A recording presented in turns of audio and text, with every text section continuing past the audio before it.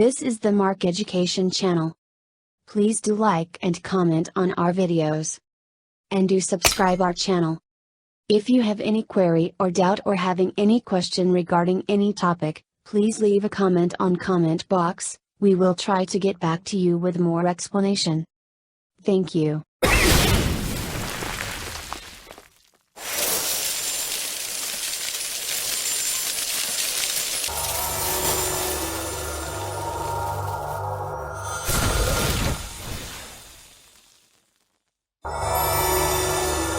Hello friends, स्वागत है आपका हमारे YouTube channel the mark education में। आज केमिस्ट्री का हम लोग दूसरा चैप्टर सॉल्यूशन स्टार्ट करने जा रहे हैं।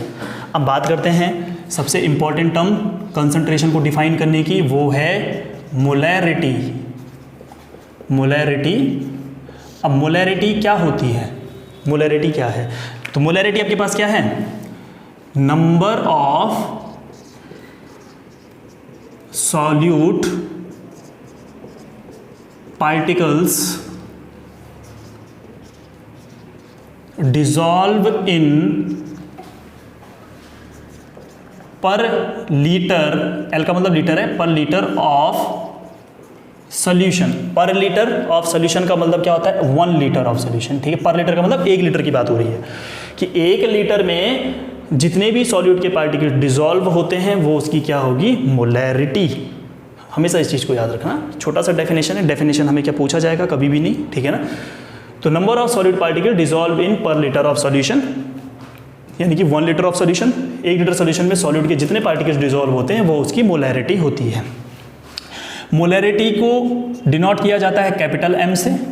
Molarity denoted by capital M, denoted by capital M, ठीक है ना। याद रखिएगा, डिनोट करने का जो तरीका है मोलैरिटी को वो है कैपिटल M। और capital M is equals to, ये डिनोट करने का तरीका है capital M, then capital M is equals to number of moles divided by volume of solution in litre. यह है मोलैरिटी को निकालने का तरीका। M is equals to N upon volume. Molarity is equals to, ये फॉर्मूला है। Molarity is equals to number of moles को ऊपर रख दो और वॉल्यूम इन लीटर को नीचे रख दो, ठीक है। अब थोड़ा सा फॉर्मूले को मॉडिफाई कर देते हैं। जिस फॉर्मूला हम यही यूज़ करते हैं, बेसिकली यही यूज़ करते हैं फॉर्मूला, इसको थोड़ा सा मैं मॉडिफाई कर रहा हूँ। क्यों? क्योंकि जो मॉडिफाई किया हुआ फॉर्मूला है उसमें आप लोग आसानी से समझ जाएंगे कि मुझे क्या क्या पुट करना है, कौन कौन सी अमाउंट गिवन है। फिर आपको ये मॉडिफाई करने की जरूरत नहीं पड़ेगी। नहीं तो बच्चे यहाँ पे क्या करते हैं, थोड़ा कन्फ्यूज़ हो जाते हैं कि कैसे कैसे हम किसी चीज़ को निकालें। देखिए, वी नो दैट क्या जानते हैं हम लोग जानते हैं कि number of moles is equals to क्या होता है? Number of moles is equals to होता है गिवन वेट। भाई अगर ये नंबर ऑफ मोल्स निकालना आप लोगों को अभी तक नहीं आया है तो क्लास 11th में आप लोगों को नंबर ऑफ मोल्स वैसे निकालना सिखाया होगा, पहले तो सभी को आता होगा। नहीं आया है तो पहले ध्यान से देख ले कि नंबर ऑफ मोल्स निकाले कैसे कैसे जाते हैं। Number of moles is equals to weight in gram. इसी को कई बार आप लोग क्या बोल देते हैं? Given weight divided by molecular weight divided by molecular weight, ठीक है। तो याद रखिए, आपके पास जो ये नंबर ऑफ मोल्स हैं ऊपर रखे हुए, ये किसके हैं? भाई सॉल्यूशन तो 2 चीज़ों का मिक्सचर है, एक सॉल्यूट का है, एक सॉल्वेंट का है। तो ये नंबर ऑफ मोल्स किसके हैं? सॉल्यूट के हैं या सॉल्वेंट के हैं? ये नंबर ऑफ मोल्स होते हैं सॉल्यूट के, इसीलिए मैं इसको डिनोट कर रहा हूँ NB। बी से ब्रैकेट हटा देते हैं, बी लगा देते हैं इसके साथ, NB क्या डिनोट करेगा आपके पास? Number of moles of solute. मैंने बोला था ना अभी मैंने बोला था कि A का मतलब होगा number of moles of solvent, और जो B होगा आपके पास वो क्या? NB क्या A जो होगा वो सॉल्वेंट के लिए रिप्रेजेंट करेंगे हम, और B जो होगा वो किसके लिए होगा? सॉल्यूट के लिए रिप्रेजेंटेशन होगा। तो इसका मतलब जब मैं यहाँ पे B लिख रहा हूँ तो B का मतलब क्या है? ये number of moles of solute है ये। तो नंबर ऑफ मोल्स ऑफ किसके निकाले हमने? Number of moles of solute के लिए निकाल रहे हैं नंबर ऑफ मोल्स। तो जरा एक चीज़ कर लेते हैं, डिनोट करने के लिए इसको W, वेट इन ग्राम बोला है, तो वेट का W ले लेते हैं। सॉल्यूट के लिए निकाल रहे हैं तो क्या मैं B लगा सकता हूँ यहाँ पे? जरा मुझे बताइए कि वेट इन ग्राम का वेट का मैंने W ले लिया। अब ग्राम का G मत बोलना, ठीक है ना, क्योंकि आपके पास रखना तो हमें वही होता है जो गिवन वेट है हमारे पास, ठीक है। तो WG मत कर देना वहाँ पे, ठीक है। तो वेट का मैंने W ले लिया। भाई सॉल्यूट के लिए निकाला जा रहा है, इसलिए मैंने क्या लगा दिया यहाँ पे? B। ये किसका होगा वेट इन ग्राम, सॉल्यूट का होगा, ठीक है। और मॉलिक्यूलर वेट का मैंने m ले लिया, मॉलिक्यूलर का मैंने m ले लिया, और ये भी किसके, भाई जब फॉर्मूला ही आपके पास सॉल्यूट के लिए बन रहा है तो ये मॉलिक्यूलर वेट भी किसका होगा, सॉल्यूट का, तो WB/MB। क्लियर होता है इतनी बात। एक ही चीज़ में एक ही बारी में मैं डिस्कस करूंगा आपके साथ, इसके बाद मैं बार बार नहीं डिस्कस करूंगा, इसलिए आप एक ही बारी में समझ जाइए, क्योंकि मैं इसके बाद WB और MB को लिख दूंगा, बताऊंगा नहीं कहाँ से आया फिर, ठीक है ना। बेसिकली आप लोग जानते हैं इस चीज़ को कि number of moles of solute, number of moles equal होता है wait in gram upon molecular weight. हम सॉल्यूट के लिए निकाल रहे हैं, सॉल्यूट के लिए निकाल रहे हैं, तो वेट का W ले लिया, सॉल्यूट के लिए B लगा दिया, मॉलिक्यूलर वेट का M ले लिया, सॉल्यूट के लिए B लगा दिया। कोई W1 लगाएगा, M2, M1, कुछ भी M डैश कुछ करके, कई लोग कुछ कुछ करते हैं, लेकिन मैं आपके पास इस तरीके से करता हूँ और यही बोलूँगा कि जो आपको सुटेबल तरीका लगता है। कोई 1 के साथ सेटिस्फाइड है, कोई 2 के साथ सेटिस्फाइड है, कोई x के साथ सेटिस्फाइड है कि भाई मैं x से क्या करूँगा, सॉल्यूट के नंबर ऑफ मोल्स को रिप्रेजेंट करूँगा। किसी ने बोला मैं यहाँ पे x से करूँगा सॉल्यूट के नंबर ऑफ मोल्स को रिप्रेजेंट, तो NX, वैसे x से करना नहीं है क्योंकि मोल फ्रैक्शन की टर्म्स आएंगे हमारे पास, तो वहाँ पे मोल फ्रैक्शन के लिए हम x का ही यूज़ करते हैं, ठीक है ना। लेकिन किसी ने अगर सपोज यहाँ पे N2, N1 कुछ भी रख दिया तो यहाँ पे भी उसको क्या लगाना पड़ेगा, 2, यहाँ पे भी क्या लगाना पड़ेगा 2। ये 2, 1 थोड़ा सा कंफ्यूज कर देते हैं, इसीलिए मैं यहाँ पे 2, 1 नहीं लगाता हूँ, मैं B का यूज़ करता हूँ, अल्फ़ाबेट B का यूज़ किया, ठीक है। बुक में भी आपके पास B का ही यूज़ किया मिलेगा आपको ज़्यादातर, ये हो जाएगा WB/MB। ये नंबर ऑफ मोल्स ऑफ किसके हैं, solute. Number of moles of solute को मैं डिनोट कर रहा हूँ किस चीज़ से, MB से कर रहा हूँ, NB से डिनोट। तो NB की वैल्यू क्या है, WB/MB। तो क्या है WB/MB को मैं यहाँ पुट कर सकता हूँ, बिल्कुल कर सकता हूँ, जरा करिए। M = हो जाएगा WB/MB इंटू वॉल्यूम। वॉल्यूम किस में है, लीटर में। अब सपोज दैट आपके पास वॉल्यूम लीटर में गिवन नहीं हुआ तो आप मल्टीप्लाइड कर देंगे 1000 से ऊपर, 1000 से मल्टीप्लाइड कर देंगे, because 1 litre is equal to 1000 millilitre. ये बहुत छोटी सी बात है, बहुत छोटी सी यूनिट आप लोगों को पता है, क्लास 9-10 से आप लोग पढ़ते आते हैं। 1 litre is equal to 1000 ml के होता है। अगर सॉल्यूशन का वॉल्यूम लीटर में गिवन नहीं हुआ, लीटर में गिवन है तब तो हम ऊपर 1000 से मल्टीप्लाई नहीं करेंगे, और लीटर में गिवन नहीं हुआ तो ऊपर 1000 से मल्टीप्लाई करके चलना है। ऑलवेज रिमेंबर, ठीक है। इस चीज़ को आप लोगों को याद रखना है कि molarity is equal to number of moles upon volume in litre, और मॉडिफाई करके बन जाएगा WB/MB इंटू वॉल्यूम इंटू 1000। इतनी बात क्लियर हो जाती है। चलो अब मोलैरिटी में units of molarity, unit of molarity, molarity की क्या यूनिट है, तो मोलैरिटी की यूनिट भाई हम जानते हैं नंबर ऑफ मोल्स की यूनिट क्या होती है, नंबर ऑफ मोल्स की यूनिट होती है मोल। भाई होती कि नहीं होती है, ये number of moles of solute हैं तो नंबर ऑफ मोल्स की यूनिट क्या होगी, मोल। और वॉल्यूम की यूनिट क्या होती है, मैंने बोला था अभी वॉल्यूम इन लीटर, तो नीचे क्या लगा देंगे, लीटर। ये लीटर ऊपर जाएगा तो क्या बन जाएगा, मोल लीटर इनवर्स, या मोल पर लीटर बोलो यहाँ पे, या मोल लीटर इनवर्स, ऐसे करके लिखो इसको। और एक बात याद रखिए, किसी को कुछ याद नहीं रहता है तो वो मोलैरिटी का रिटी हटा देना, मोलर याद रखना, तो वो मोलर भी लिख सकता है लास्ट में आपके पास, या कैपिटल M भी लिख सकता है, ठीक है। बेसिकली आप मोल पर लीटर यूज़ कीजिए, ज़्यादा बेटर रहेगा आप लोगों के लिए, मोल पर लीटर, या आप लोग क्या कीजिए, मोलर लगा लीजिए उसके साथ। नहीं याद रहता है मोल पर लीटर तो मोलर याद रखने की बात तो है ही नहीं यहाँ पे, यूनिट तो हम खुद ही निकाल लेंगे। नंबर ऑफ मोल्स की यूनिट होती है मोल, वॉल्यूम की यूनिट है लीटर, लीटर ऊपर जाएगा, मोल पर litre, litre inverse.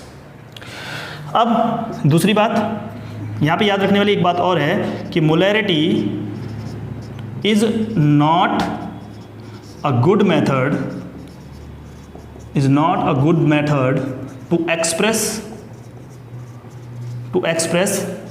concentration. Molarity is not a good method to express concentration because it depends on volume,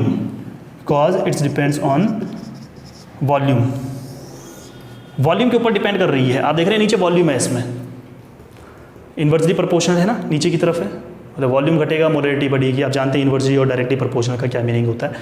तो देखिए आपके पास मोलैरिटी एक अच्छा मेथड नहीं है कंसंट्रेशन को एक्सप्रेस करने का, बिकॉज वो क्या करता है, वॉल्यूम पे डिपेंड करता है, और वॉल्यूम हमेशा टेम्परेचर के साथ साथ घटता और बढ़ता रहता है। हम सोल्यूशन बनाएंगे तो कुछ टेम्परेचर तो देंगे ही, तो टेम्परेचर देंगे तो कभी वॉल्यूम बढ़ेगा, कभी क्या हो जाएगा आपके पास, घटेगा।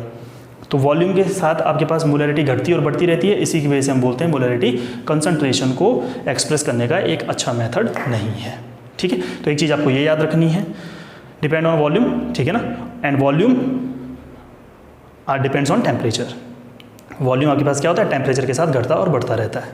ठीक है, तो याद रखिए आपके पास यूनिट ऑफ मोलैरिटी कैसे कैसे निकालेंगे, और ये अच्छा एक्सप्रेस है या नहीं, ये आप लोगों को थोड़ा सा याद रखना है। दूसरी बात आती है आपके पास यहीं पे मोलैरिटी इक्वेशन। मैं मोलैरिटी में ज़्यादा इसीलिए घुस रहा हूँ ताकि मैं आपके पास जो आगे की जो मोलैलिटी या नॉर्मेलिटी हैं वो उसको मैं फटाफट निपटा सकूँ। ठीक है, देखिए एक मैं बताऊँगा आपके पास मोलैरिटी इक्वेशन। पहले मोलैरिटी की ही बात कर लेते हैं पूरी, मोलैरिटी इक्वेशन। तो मोलैरिटी इक्वेशन जो होती है उसका फॉर्मूला होता है M1V1 is equals to M2V2। M2V2 मैं आपको क्लियर करता हूँ ये क्या है। देखिए अब सपोज दैट मेरे पास एक सोल्यूशन है, सपोज दैट मेरे पास क्या है, एक सोल्यूशन है। इस सॉल्यूशन का जो वॉल्यूम था पहले वो सपोज दैट 500 ml था, 500 मिलीलीटर था। ठीक है, एक सॉल्यूशन है और सॉरी एक वेजल है, उसमें पानी है जिसका वॉल्यूम कितना है, पहले 500 ml है। अब इसमें क्या किया मैंने, 5 mNaOH के डाल दिए। ठीक है, 5 मोल मैंने किसके डाल दिए, NaOH के डाल दिए। यानी कि NaOH की जो मोलैरिटी है इस समय कितनी है, 5 है, और सोल्यूशन कितना आपके पास 500 ml है।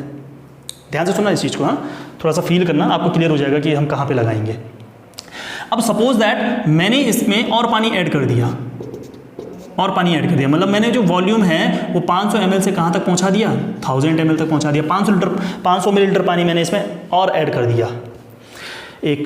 एक आपके पास सॉल्यूशन था जिसका पहले वॉल्यूम कितना था, 500 ml, जब ये नहीं था। ठीक है, और उस समय आपके पास जो NaOH था मैंने उसमें कितना डाला था, 5 mNaOH के डाले थे। यानी कि उस समय मोलैरिटी जो NaOH की थी वो कितनी थी, 5।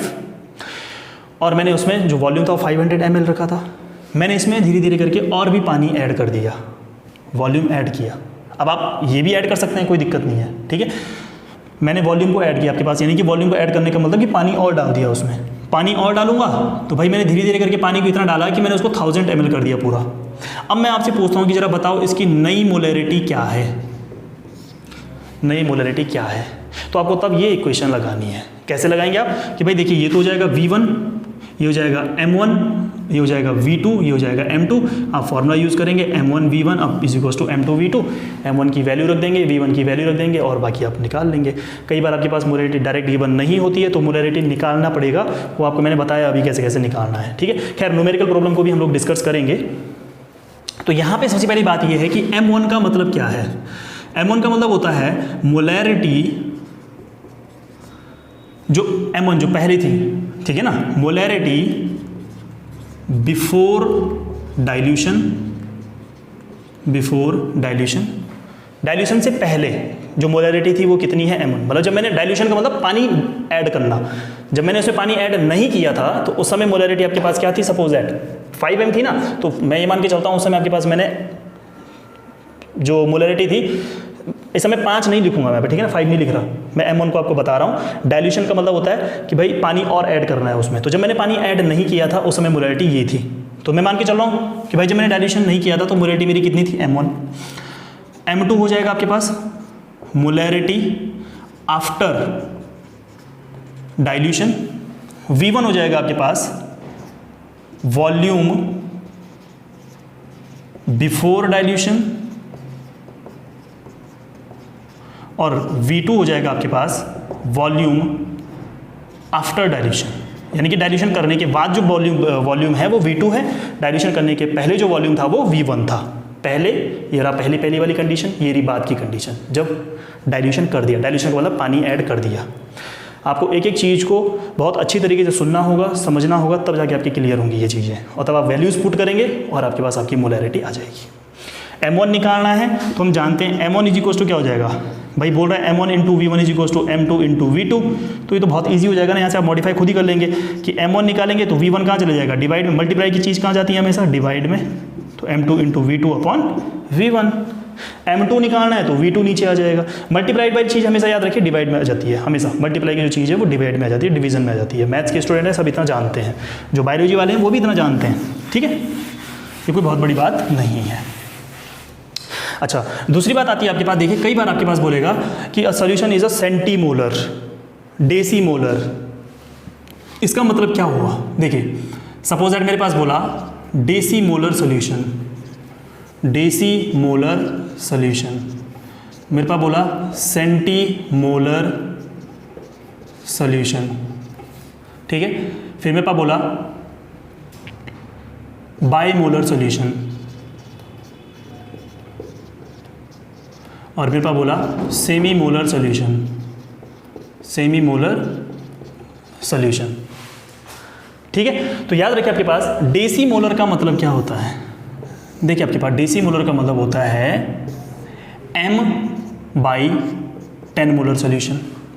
इसका मतलब होता है सेंटीमोलर का मतलब m/100 मोलर सॉल्यूशन। बाईमोलर का मतलब होता है आपके पास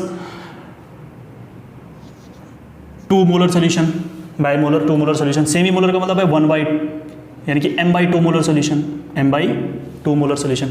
ये जो m है, इस m की वैल्यू है 1, बिकॉज मोलैरिटी का मतलब ही मैंने आपको बताया था, मोलैरिटी इज इक्वल टू क्या होता है, इज इक्वल टू नहीं, फॉर्मूला नहीं, definition, number of solid particle are per litre of solution. 1 litre में कितना आपके पास सॉल्यूट का पार्टिकल डिसॉल्व हो रहा है।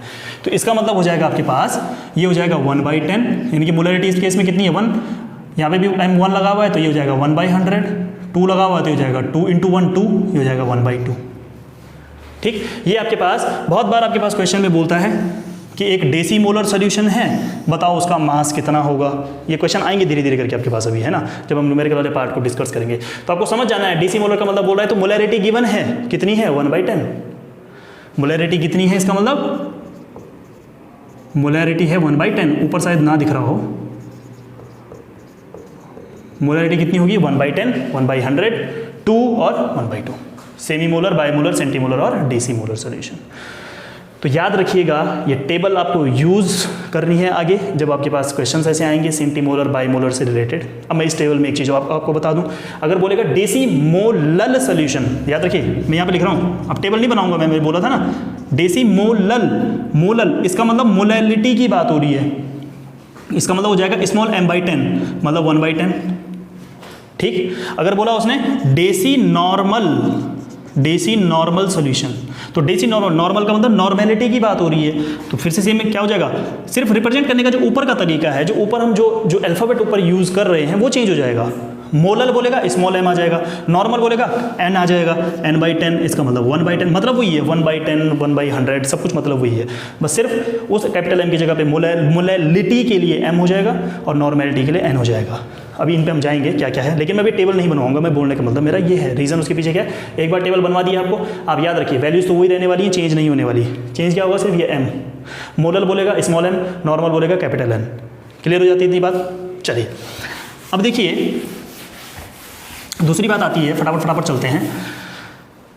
चौथा फैक्टर है मोलैलिटी। मोलैलिटी क्या है, मोलैलिटी है नंबर ऑफ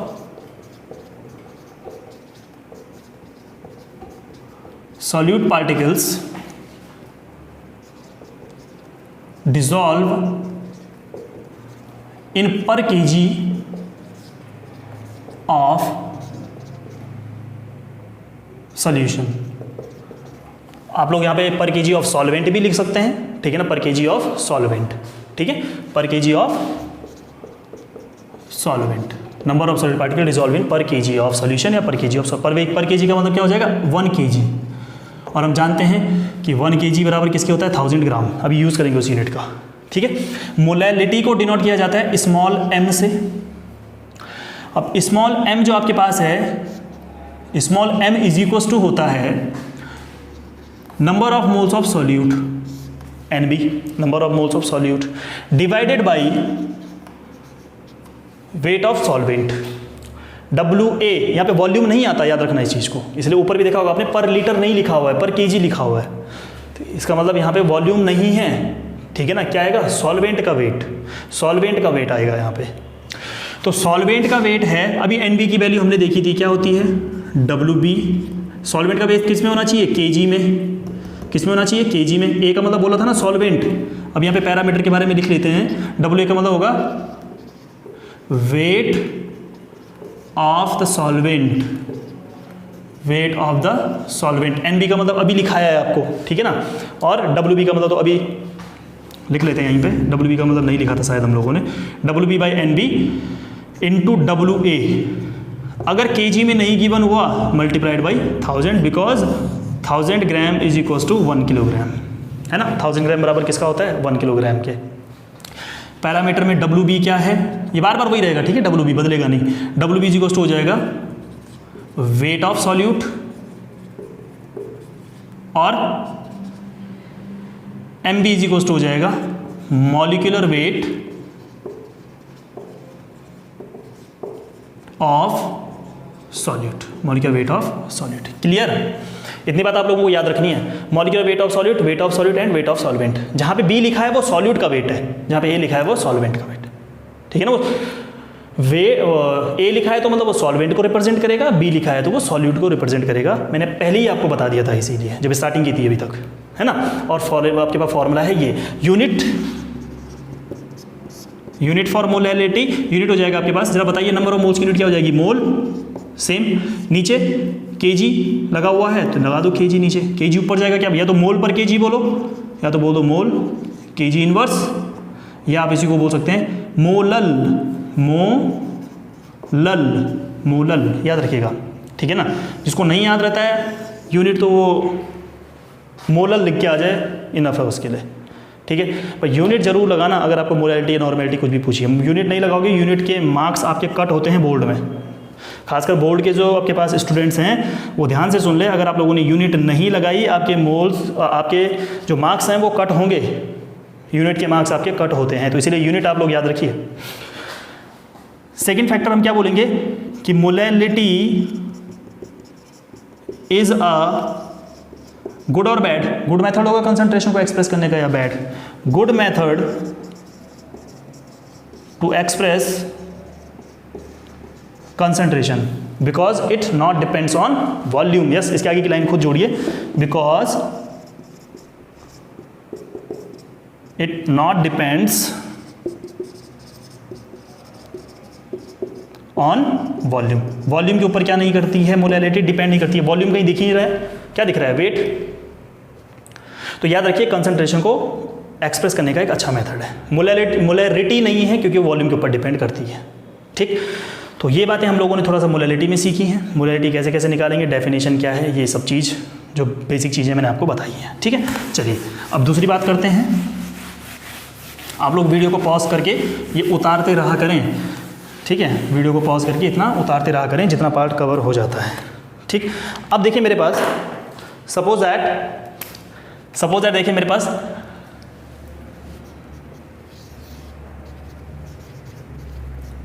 सपोज दैट ये है चौथा फैक्टर कंसंट्रेशन को, सपोज दैट नहीं है चौथा फैक्टर कंसंट्रेशन को एक्सप्रेस करने का जो है। पहला तो कर लिया हमने wait percentage, volume percentage, molality, और ये कौन सा हो जाएगा, ये पांचवा फैक्टर है ना, हाँ।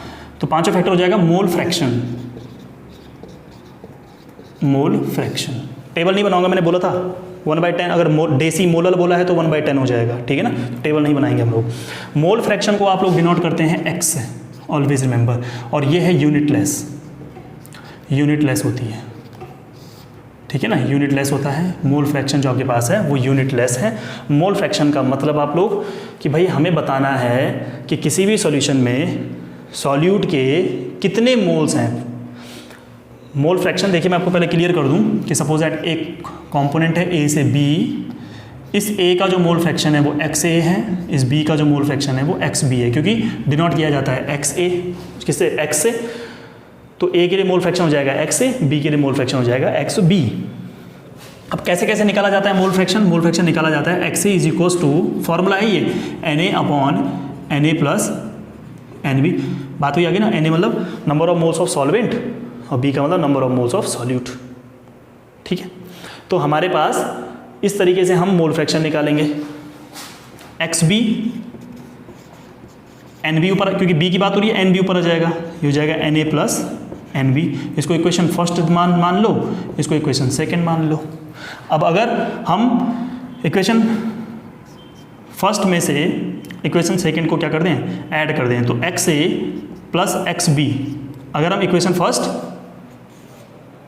को ऐड कर दें किसके साथ, इक्वेशन सेकेंड के साथ, तो क्या हो जाएगा XA plus XB is equals to Na upon Na plus NB plus NB upon Na plus NB, है ना। डिनोमिनेटर दोनों का सेम है, कॉमन आ जाएगा, तो हो जाएगा XA plus XB is equal to Na plus NB upon Na plus NB, ये आपस में कट हो जाएंगे, ये क्या हो जाएगा XA plus XB is equal to 1।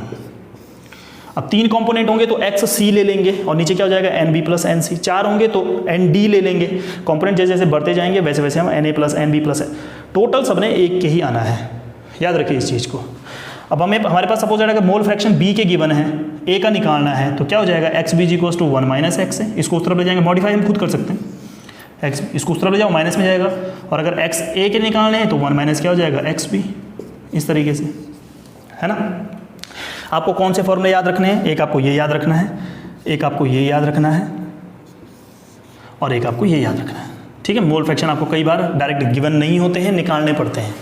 Number of moles हम कैसे कैसे निकालेंगे अभी मैंने आपको बताया है, ठीक है ना। Wait in gram upon molecular weight, तो आप लोग उससे नंबर ऑफ मोल्स को निकाल लेंगे और आपके पास क्लियर हो जाएगा सब कुछ आपका कि XA plus XB is equal to क्या है 1, ठीक है। तो जो मोल फ्रैक्शन होती है वो कैसी होती है, यूनिटलेस होती है, और यहाँ पे XA plus XB is equal to कैसा है 1 के इक्वल है, ये हम लोगों को याद रखना है। मोल फ्रैक्शन निकालने के लिए आपके पास बहुत बार पूछा जाता है, ठीक। अब यहाँ पे पैरामीटर के बारे में लिख लेते हैं कि XA क्या है, XA है मोल फ्रैक्शन, मोल्स का fraction, mole fraction of component A के लिए mole fraction of component A, या मोल फ्रैक्शन ऑफ A बोल लो, है ना। XB क्या हो जाएगा, mole fraction of component B। Na क्या हो जाएगा, नंबर ऑफ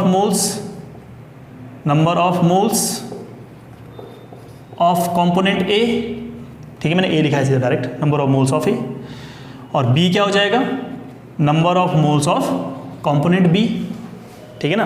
कंपोनेंट B के लिए जो नंबर ऑफ मोल्स होंगे वो NB होगा, जो A के लिए होगा वो Na होगा। तो यही सारे हमने यूज़ किए हुए यहाँ पे पैरामीटर्स।